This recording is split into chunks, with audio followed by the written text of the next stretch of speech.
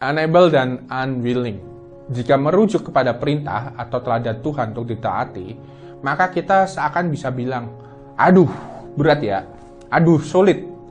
Dan sebenarnya masalahnya bukan di kemampuan kita sendiri, tetapi juga bagaimana kita memahami segala sesuatu dalam hidup kita itu adalah grace atau anugerah Allah, yaitu kita dimampukan.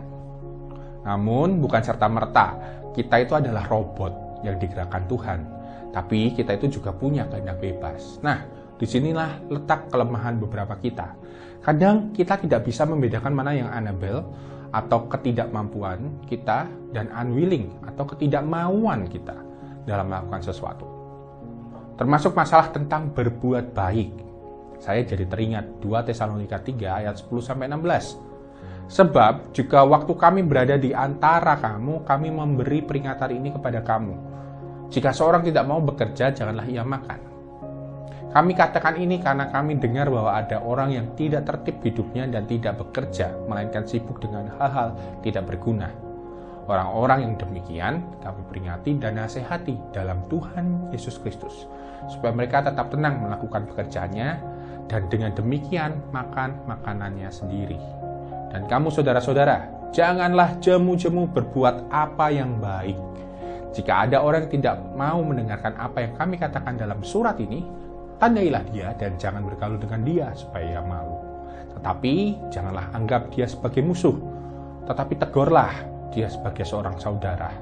Dan ia, Tuhan damai sejahtera, kiranya mengaruniakan damai sejahteranya terus-menerus dalam segala hal pada kamu menyertai kamu sekalian. Nah, di atas merupakan teguran Paulus terhadap jemaat di Tesalonika yang tidak tertib hidupnya, dengan tidak bekerja dengan maksimal, bahkan ada yang tidak mau bekerja sama sekali, akibat berfokus pada hal-hal yang tidak berguna. Nasihat akan memberitahukan kita bahwa sejak dari zaman dahulu, sudah ada banyak nih orang yang membuang waktu dengan sia-sia. Paulus yang adalah seorang pemberita Injil, juga bekerja sebagai seorang pembuat tenda, tidak hanya sekedar ingin membuat teguran, tapi menjadikan dirinya juga seorang teladan. Menasihati jemaat Tesalonika supaya mereka itu lebih giat bekerja, mengajak jemaat juga memaknai bahwa Allah itu terus bekerja, mulai dari menciptakan sampai memelihara ciptaannya sampai selama-lamanya. Akhirnya, bekerja bukan sekedar untuk aktualisasi diri dan memperoleh nafkah, tetapi melainkan juga menyehatkan dan menyejahterakan batin dan kerohanian kita.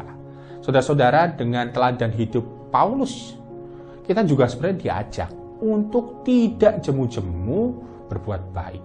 Kuncinya di kemauan kita dan kemampuan kita untuk berusaha dalam terang anugerah Allah. Persekutuan lagi-lagi disinggung di sini untuk bisa jadi sarana untuk merangkul dan menasihati, menegur sebagai saudara. Lantas apa respon saudara jika melihat teladan Paulus bagi jemaat di Tesalonika ini? Jika saya pribadi, kita sebenarnya bukan unable atau nggak mampu. Karena kita itu sebenarnya dimampukan Allah. Dan juga kita itu selayaknya tidak unwilling atau nggak mau. Karena sebenarnya jika kita hidup dan untuk memuliakan Allah dan menikmati hadiratnya sehari-hari, di dalam Tuhan itu seharusnya kita berproses untuk tak jemu-jemu berbuat baik bagi sesama.